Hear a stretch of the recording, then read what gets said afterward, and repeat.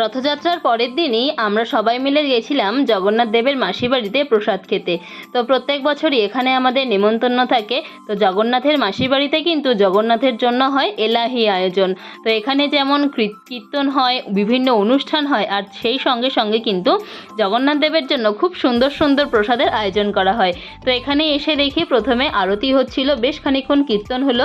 কীর্তন হতে হতে এদিকে শুরু হলো জগন্নাথ দেবের আরতি। তো এখানে জগন্নাথ দেবের ভোগ আরতি হচ্ছে।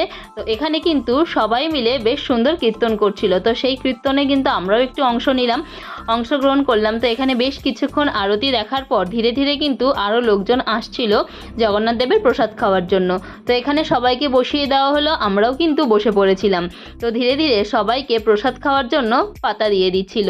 তো এখানে প্রথমেই আমরা পেলাম জগন্নাথ দেবের ভোগের প্রসাদ, তারপরে পেলাম অন্ন প্রসাদ। প্রসাদ খেয়ে আমরা রওনা দিলাম বাড়ির পথে। তোমাদের সঙ্গে দেখা হচ্ছে নেক্সট ভিডিওতে।